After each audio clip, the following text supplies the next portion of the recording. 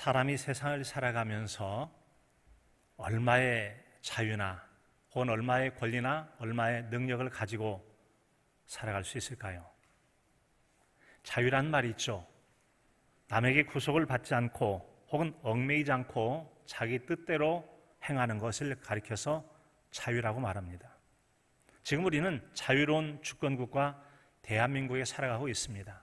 그래서 우리는 우리가 스스로 국가의 안보를 위하든 경제적인 문제든 스스로 책임지며 살아가고 있죠. 자, 그런데 여러분 요즘 어떻습니까? 북한의 김정은 그 남매들이 말이죠. 심지어는 그 옥류관의 주방장 출신이라는 사람도 우리나라 대통령의 이름을 거명하면서까지 아주 거친 말들을 서슴없이 내뱉고 있습니다. 아마도 그들이 나름대로 궁색하고 어렵기 때문에 이런저런 위협도 할 거라고 생각이 되어집니다. 또 한편에는 그들이 가진 쥐뿔이 하나 있잖아요. 원자핵폭탄이 있는지는 모르겠지만 그걸 가졌다 생각하고 나름대로 개발한 여러 가지 미사일들을 가지고 남한을 위협할 수 있다라는 그런 걸 믿고 저렇게 입을 놀려서 함부로 그렇게 행동하지 않나 생각이 되어집니다. 자, 그렇다면 우리는 자유주권 국가예요. 우리에게는 여러분 과연 북한의 저런 위협적인 행동에 대해서 얼마만큼의 자유롭게 대응할 수 있을까요? 저들이 원자폭탄을 가지고 있다면 우리도 원자폭탄 자유롭게 만들 수 있습니까? 저들이 여러 가지 미사일을 개발하고 그래서 우리를 위협한다면 우리는 자유롭게 미사일을 만들어서 대적할 수 있을까요? 저는 우리가 꼭 그들처럼 원자폭탄을 만들어야 된다는 말을 하려 하는 게 아닙니다. 과연 주권 국가라고 하는 이 나라에는 자유롭게 원자폭탄을 만들든 미사일의 그 크기를 혹은 장거리를 마음대로 늘릴 수 있을까요? 그렇지 못합니다. 제한을 받고 있습니다. 권리에 대해서 생각해 봅니다. 권리, 어떤 일을 행하거나 다른 사람에게 당연하게 요구할 수 있는 힘을 가리켜서 권리가 있다고 말하고 있습니다.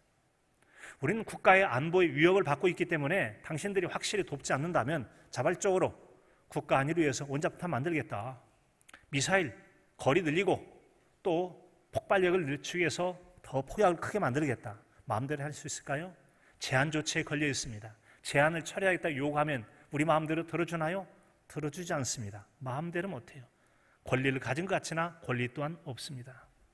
능력은 어떻습니까? 능력이란 어떤 일을 해낼 수 있는 힘을 가리켜서 능력이라고 말합니다. 자, 우리가 여러분 여러 가지 겪고 있는 일들을 스스로 헤쳐나갈 때 능력이 있다고 말합니다. 우리가 겪고 있는 여러 가지 국가 안보의 상황이나 경제적인 어려운 상황들을 스스로 헤쳐나갈 수 있는 얼마만큼의 힘을 가지고 있습니까? 그런 능력이 있습니까? 일본은 지난해 수출 규제 조치라고 해서 반도체 관련 산업들의 치명타를 보기 위해서 수출 규제 조치를 했죠. 징병에 관계된 그 문제들에 대한 보복 조치로서 한 거라고 알려져 있습니다. 다행스럽게 우리나라가 여러 수출 수입 다변화를 통해서 대응해서 큰 피해를 입지는 않았습니다만 아직 끝나지 않았죠. 아직도 두 자릿수 이상의 그런 보복을 준비하고 있다고 그랬습니다.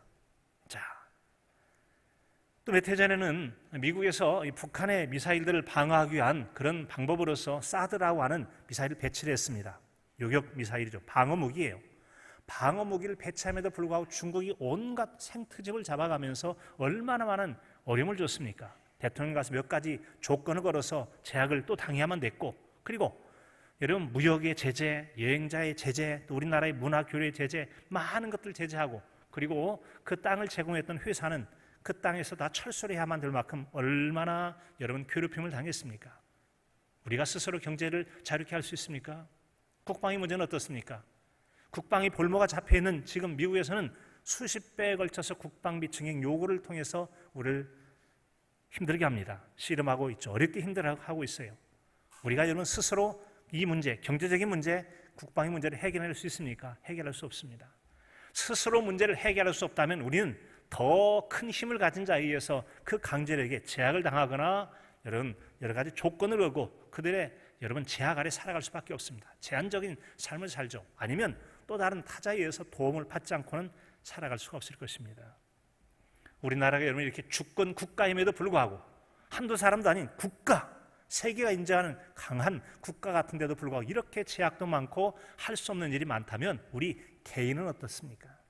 개인이 제법 힘도 있고 능력도 있고 권세도 많아 보이지만 실제로 우리가 할 수 있는 것들에 많은 제약을 당하기도 하고 한계가 있음을 절감하며 살아가지 않습니까? 우리는 많이 절감해요.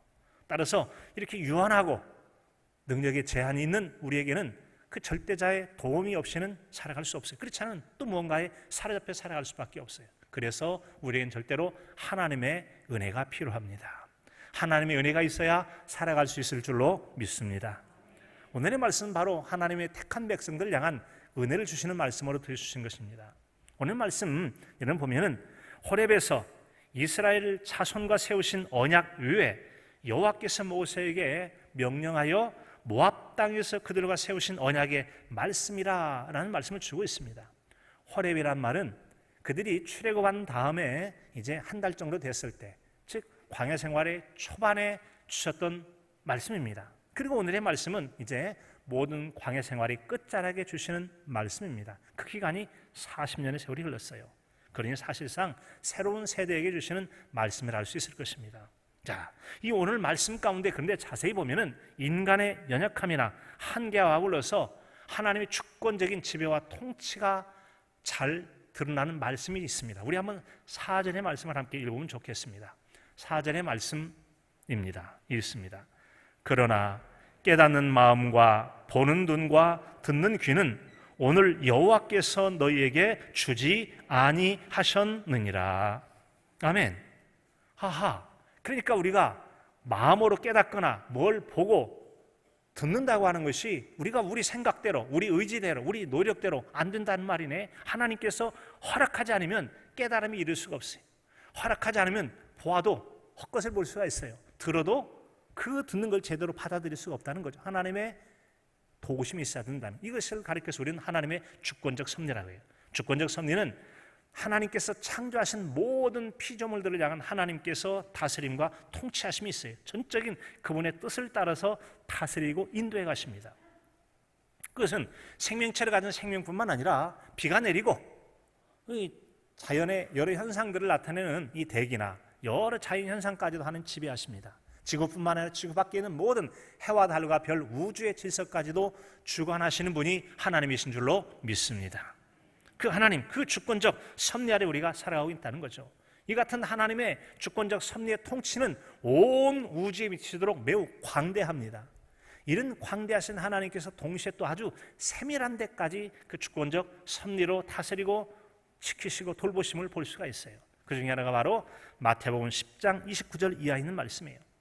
참새 2마리가 한 아사리온에 팔리지 않느냐? 그러나 너희 아버지께서 허락하지 아니하시면 그 하나도 땅에 떨어지지 아니하리라. 아멘. 참새는 작은 새입니다. 그냥 작은 새를 상징할 때, 뭐 겨자씨 하면 작은 씨앗을 얘기하듯 참새는 작은 거예요. 여러 생물 중에 작은 참새 새끼, 참새 한 마리조차도 하나님께서 허락하지 않으면 절대로 떨어져 죽거나 사람에게 먹잇감이 되지 않는다는 거죠. 한 아사리온 얼마입니까? 사람의 하루 품삯이 1데나리온이에요. 하루 품삯 1데나리온의 16분의 1을 가리켜서 한 아사리온이라고, 아주 작은 액수죠. 그러니까 하나님은 온 우주적인 통치뿐만 아니라 아주 세밀한 부분까지도 그분의 주권적 섭리로 다스리시고 통치하신다는 겁니다. 그러니 우리 또한 하나님의 섭리와 통치 아래 살아가는 줄로 믿습니다. 여러분, 그래요. 자, 우리가 오늘 말씀 9절에 보게 되면 하나님의 계명과 규례를 잘 지켜 행하면 너희가 행하는 모든 일이 다 형통할 거라고 말씀해 주셨습니다. 문제는 우리가 하는 말씀 듣고 순종하여 모든 일이 형통의 복을 누리고 살고 싶은데, 문제는 말이죠, 하나님 말씀을 보거나 듣거나 경험을 해도 깨닫는 마음이 이르지 못해요. 보아도 제대로 알아차리지 못해요. 들었지만 깨닫지 못한다는 거죠. 이 모든 것은 하나님의 주권 아래 있어요. 따라서 우리는 하나님의 도우심에 은총이 있어야 살 수 있을 줄로 믿습니다. 그래서 우리에게는 주여 은혜를 베푸소서, 하나님의 은혜가 필요합니다. 같이 볼까요? 주여 은혜를 베푸소서.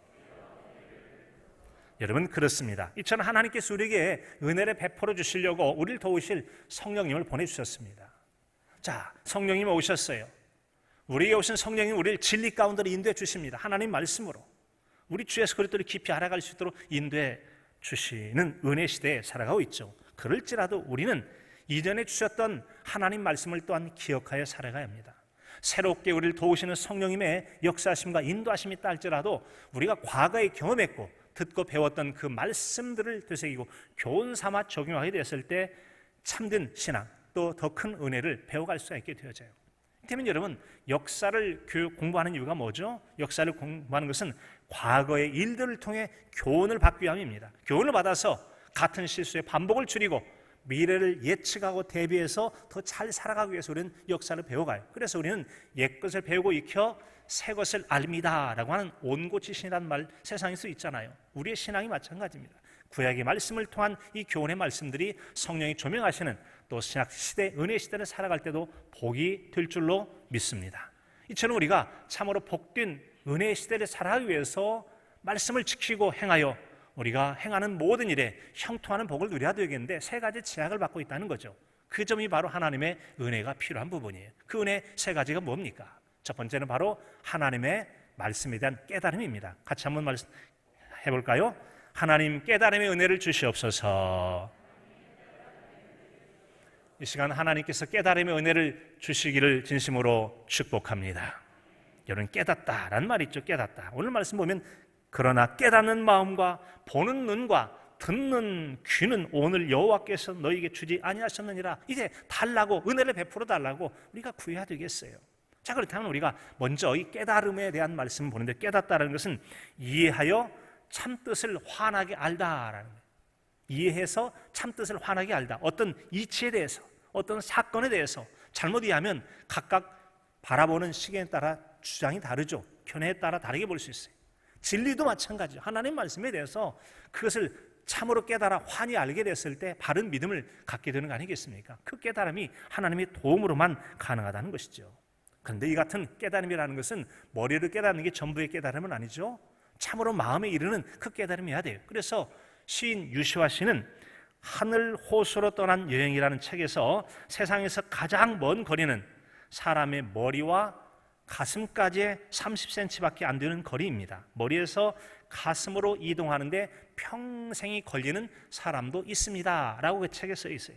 자, 여러분, 우리가 머릿속으로는 맞아, 생각은 그래. 그런데 이것이 그때 그 말이 그런 뜻이었구나, 온전히 참된 깨달음이 있는데 이게 평생이 걸릴 수 있다는 것이죠. 이를테면 여러분, 성경에서 우리에게 에베소에서 이렇게 말씀합니다. 배우자에게 서로 잘하라고 그랬어요. 아내를 위해서 하는 것이 곧 내 몸을 위하여 하는 거나 똑같다. 서로 배우자에게 잘하는 것이 잘한다. 그래서 여러분, 평생 천생연분으로 살아가면 얼마나 좋겠어요. 그러나 그러지 못한 경우도 많죠. 사랑하고 아끼고 서로를 위하는 것이 자신이 위한다라고 하는 신비한 이 허비의 법칙, 허비 하나 손해를 보나 잘되게 하는 이 신비한 법칙을 주셨는데, 얼마나 많은 사람들이 평생 원수처럼 가까이 사는 부부가 살아가기도 하고 형제나 일가 친척, 이웃들이 이렇게 살아가고 있습니까? 그것을 깨달으기까지는 평생이 걸릴지도 몰라요. 죽을 때쯤 다 돼가지고 그때 그런 뜻이었는데 이제야 깨닫는다. 얼마나 안타까운 일이겠습니까? 하나님의 도우심의 은혜로 이 날들이 하루라도 빨리 임하고 은혜를 누리는 그런 삶이 되기를 진심으로 축복합니다. 예수님께서 십자가에 우리를 위하여 달려 죽으십니다. 자기 희생을 통한 우리의 사랑을 베풀어 주셨어요. 자, 분명히 말하건대 예수님께서 우리를 위한 십자가의 죽으심의 이 은혜를 제대로 깨닫기만 하면 우리는 은혜 충만한 성도로 살아갑니다. 평생을 향해서 십자가의 구속의 은혜, 속죄의 은총이 날마다 찬양하고 때는 눈물을 흘리게 하고, 우리가 다른 것을 받지 않아도 이렇게 하나님께 우리를 사랑하셨는가, 예수님께서 베푸신 은혜가 이렇게 큰가, 이것이 우리를 무한 감동하게 하고 모든 어렵고 힘겹고 위험한 상황 속에서도 변치 않는 믿음을 가지고 굳건히 주를 믿고 살아갈 힘과 능력이 될 것입니다. 예수님에 대한 지식의 이 말이 마음으로 깨달아지고 마음으로 믿어지는 은혜에 이를 수 있기를 간절함으로 축복합니다. 여러분, 출애굽의 지도자로 광야 생활을 시작한 지 한 달 만에 모세를 통해 호렙산에서 말씀을 주셨다고 그랬어요. 흔히 말하는 십계명 돌판과 함께 주셨던 여러 가지 말씀들이죠. 이것이 바로 광야에 살아가는 40년의 일종의 귀한 말씀이에요. 그 중에는 이렇게 저렇게 행하라는 규례와 율례들이 있어요. 동시에 이렇게 하면 내가 너에게 복을 주시겠다는 하나님의 언약의 말씀도 들어 있습니다. 이런 말씀들을 통해 그들을 살게 하셨던 것이죠. 자, 그런데 말이죠, 오늘의 말씀은 그 40년의 광야 생활이 끝나는 바로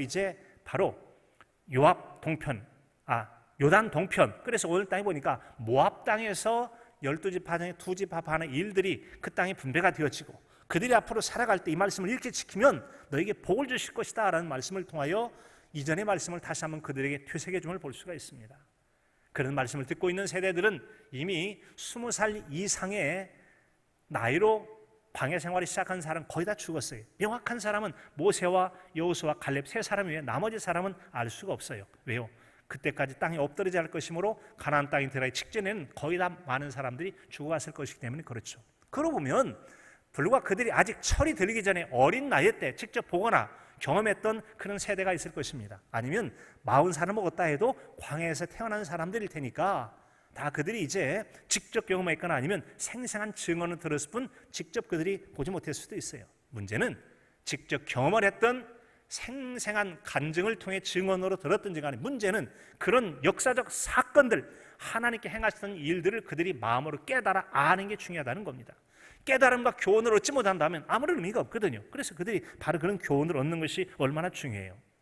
문제는 세월이 40년, 10년이면 강산도 변한다는데 긴 세월이 지나다 보니까 그들의 마음속에 너무 많이 들어서 무뎌질 수도 있고, 또 여러분 여러 가지 세월 속에서 그들의 마음이 변화가 일어나서 잘 따르지 못할 수도 있더라는 거죠. 문제는 하나님께서 그런 교훈을 바로 받아서 마음의 깨달음을 가지고 순종하면 복이다라는 거예요. 그런데 사람이 지식으로 알고 많이 반복해 들으면 뭐 그냥 머리에 입에서 막 튀어나오도록 알기는 아는데 이것이 참된 삶을 지배하고 행동을 나타낼 수 있는 마음의 깨달음이 이른 데까지는 상당히 어려울 수 있는 걸 알 수가 있어요. 그런 내용들을 우리는 에스겔서 33장의 말씀을 통해 들을 수 있어요. 33장 30절 이하에 보면은 인자야 내 민족이 담 곁에서와 진문에서 너에 대하여 말하며 각각 그 형제와 더불어 말하여 이르기를 자 가서 여호와께로부터 무슨 말씀이 나오는가 들어보자 하고 사람들이 여기저기 수군거립니다.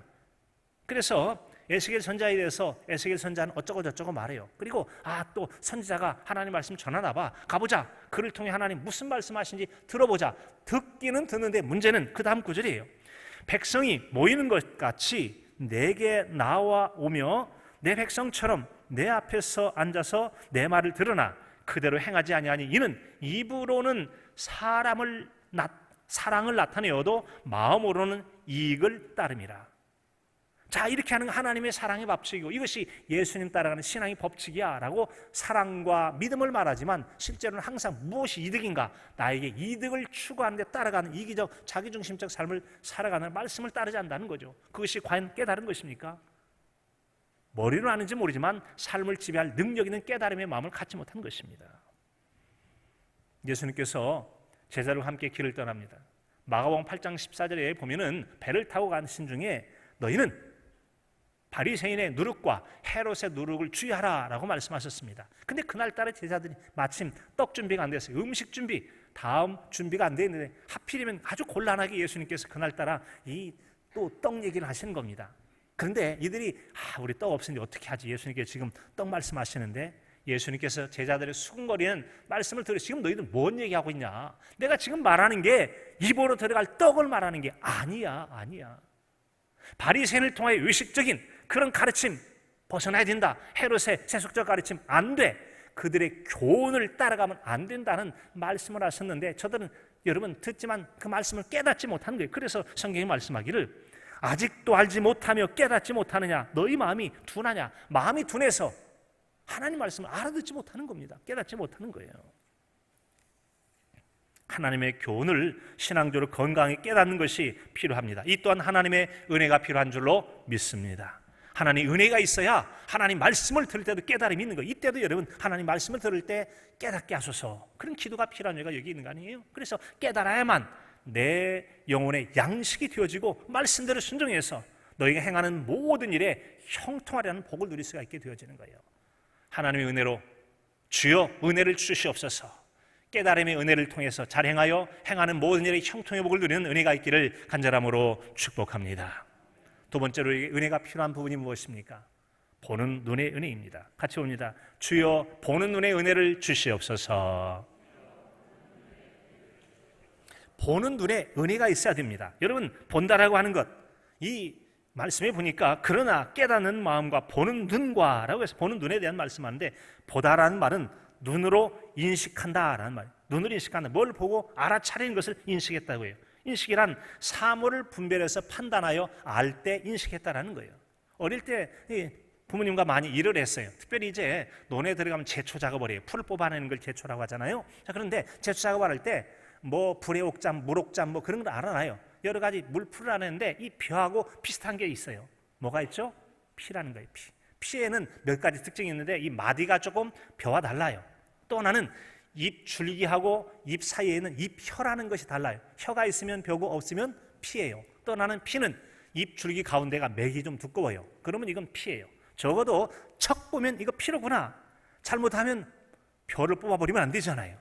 그래서 우리는 벼와 피를 구분할 줄 알아야 이것을 분별해서 피는 뽑아내야 영양분을 덜 손실당하고 또 씨가 떨어져서 번지게 걸 막고 도움을 얻을 수 있는 거예요. 이처럼 여러분 알아차는 이 보는 눈이 있어야 된다는 거죠.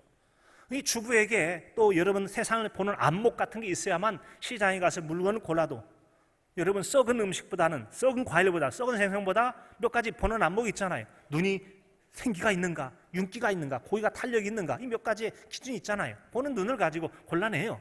어떤 수박은 탱 튕겨보면 맑은 소리가 나고 그릇도 탱해서 이 맑은 소리가 나야 깨지지 않은, 금이 가지 않은 좋은 것이잖아요. 이런 보는 눈이 있어야 돼요.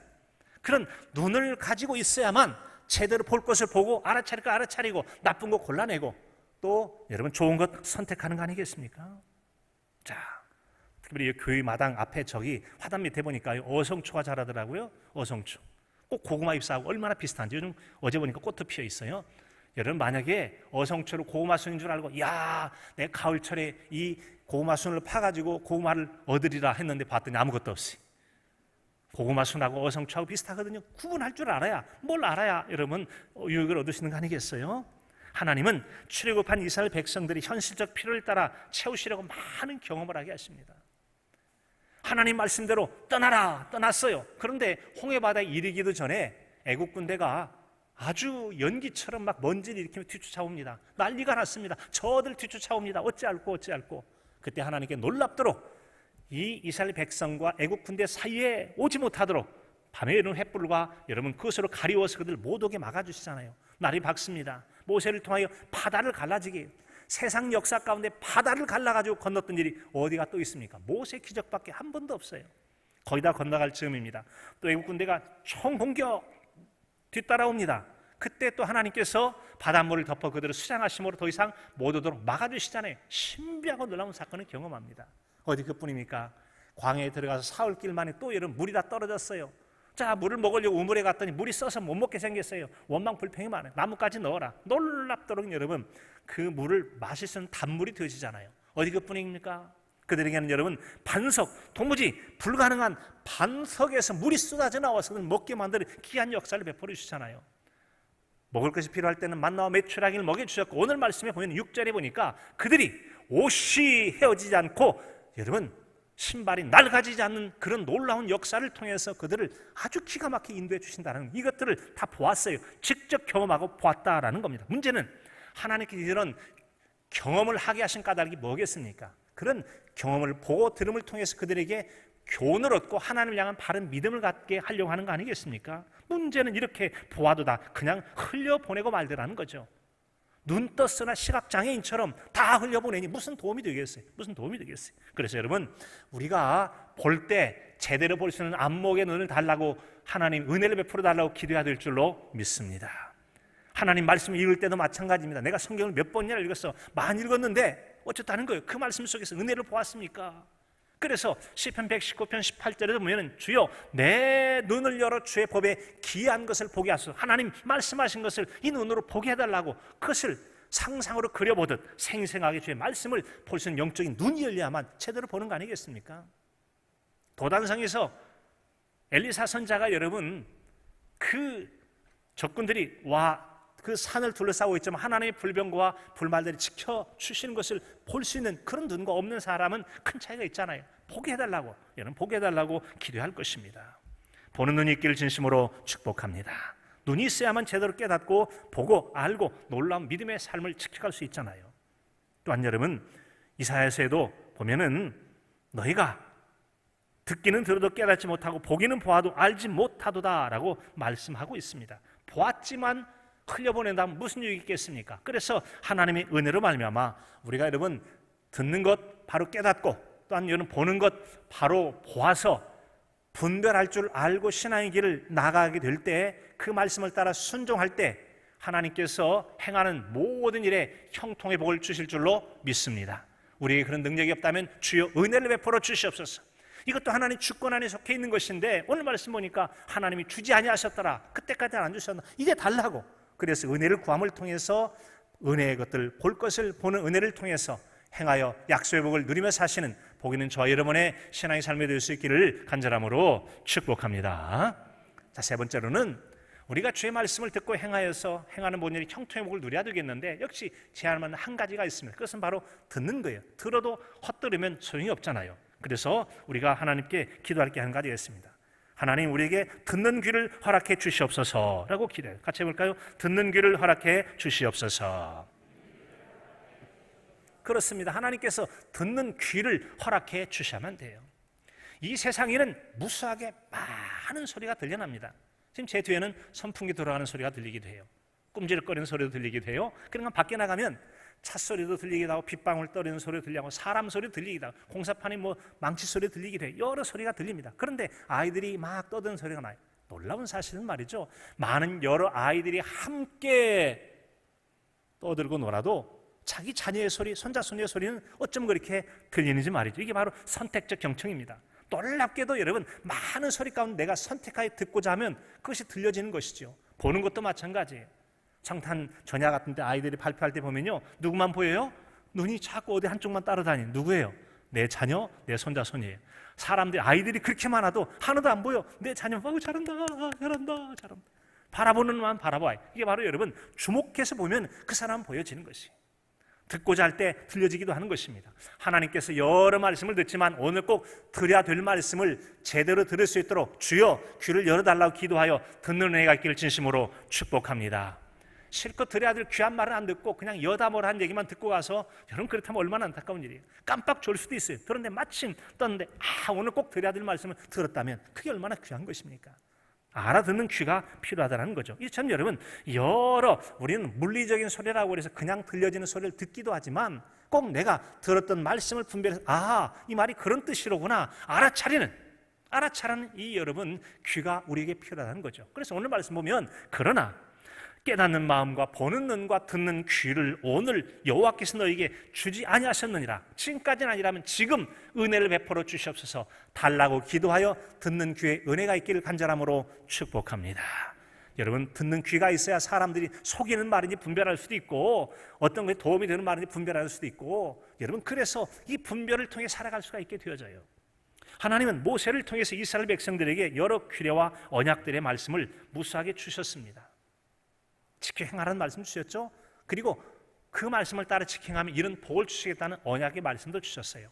그들이 잘 순종했다면 얼마나 좋았겠습니까?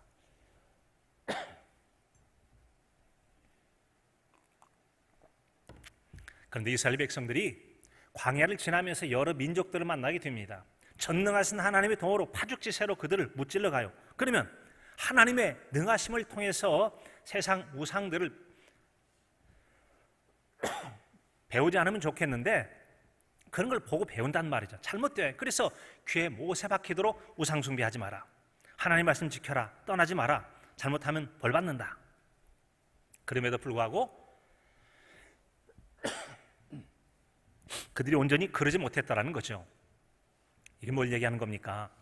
우리가 여러분 아무리 들어도, 소중한 말, 귀한 말씀을 들어도, 그 경전의 말씀을 들어도 소가 눈만 꾸벅꾸벅하지 알아듣지 못하는 거, 속의 경리기, 우리독경이라고 그러잖아요. 우리가 하나님 말씀을 그려서는 안 된다라는 거예요. 하나님께서 듣게 하신 은혜를 주실 때 알아듣고 깨달음의 말씀을 가지고 행하여 약속의 복도 누리게 될 줄로 믿습니다. 그래서 우리는 은혜를 구해야 돼요. 마태복음 13장에 가면 예수님께서 씨 뿌린 자의 비유에 대해서 말씀해 주십니다. 사람 마음밭이 여러 가지가 있는데 각각 씨를 뿌려도 마음밭의 상태에 따라 말씀이 잘 심겨지지 않고 굴러다니다가 그냥 새가 먹어버려, 사탄이 먹어버린 사람, 잠깐 반짝받고 금방 말라버린 사람, 잘 지켜가다가 좀 어려움 생기면 포기해버린 사람, 끝까지 믿고 잘 지켜 복을 받는 사람. 그래서 이 마태복음 13장 16절에 보면, 그러나 너희 눈은 봄으로 너희 귀는 들음으로 복이 있다고 말씀했어요. 보는 눈과 듣는 귀에 복이 있기를 간절함으로 축복합니다. 그런 복이 있어서 말씀을 듣고 깨달아요. 제대로 보았어요. 듣고 알아차렸어요. 그래서 말씀대로 행하는 자의 복을 마태복음 여러분 13장 23절에서 이렇게 말씀합니다. 좋은 땅에 뿌려졌다는 것은 말씀을 듣고 깨닫는 자니 결실하여 어떤 것은 100배, 어떤 것은 60배, 어떤 것은 30배가 되느니라 하니라. 사랑하는 성도들은 그렇습니다. 우리가 하나님 말씀을 듣기는 듣지만 듣고 깨닫는 자니 듣고 깨달아야 돼요. 깨달아서 그 말씀대로 시행하게 되었을 때 너희가 행하는 모든 일이 형통한다는 복을 주신다고 했는데 깨닫지 못하면 어찌 행하겠어요? 보아도 못 보면은 알아차리지 못한다면, 들어도 느끼지 못한다면 어찌 하겠습니까? 그래서 우리에겐 은혜가 필요하다는 거예요. 요한계시록 1장 3절에도 이 예언의 말씀을 읽는 자와 듣는 자와 그 가운데 기록한 것을 지키는 자가 복이 있나니 때가 가까움이니라. 듣는 자가 복이 있나니, 듣는 자가 복이 있나니. 이거 보니까 말이죠, 우리가 믿음 생활할 때 내가 막 열심히 노력하고 내가 막 열심만 내면 될 것 같은데 열심을 내도 깨달음을 얻지 못할 수가 있고 보아도 못 볼 수가 있고 들어도 다 지나가 버려. 이 귀로 듣고 저로 빠져나갈 수 있다는 거죠. 빠져나가지 않고 남아있도록 듣는 것을 알아차리는 것과 보는 것을 아하 그거구나 분별해내는 것들과 여러분 듣고 배우고 성경 읽는 과정 속에서 우리가 깨달음의 마음, 머리에 있는 것들이 마음에 일어서 삶을 지배하는 능력이 되기까지는 전적인 하나님의 도우심이 필요하다는 거예요. 하나님의 은혜만 있어야 가능할 줄로 믿습니다. 이런 사람의 힘만으로 되지 않는 것을 스가랴서 4장 6절에서는 힘으로 되지 않고 능력으로 되지 않고 오직 나의 영으로 되느니라. 하나님의 영, 성령의 도우신 역사만으로 가능하게 될 줄로 믿습니다. 따라서 우리는 하나님의 은혜로 살아가는 존재예요. 바울 사도는 고린도전서 15장 10절에서 이렇게 말씀하지 않습니까? 그러나 나의 나된 것은 하나님의 은혜로 된 것이니 내게 주신 은혜가 헛되지 아니하여 라고 말씀했어요. 사랑하는 성도들은 하나님의 은혜가 헛되지 않아서 바른 깨달음의 은혜와 보는 눈과 듣는 귀의 은총을 통해서 말씀대로 잘 실행하여 약속하신 말씀대로 행하는 모든 일에 형통의 복을 누리시고 그것을 전하여 사는 복 있는 저와 여러분의 신앙의 삶이 될 수 있기를 간절함으로 축복합니다. 하나님 아버지, 은혜를 베풀어 주시었기 원합니다. 저들이 허락지 않았던 하나님 말씀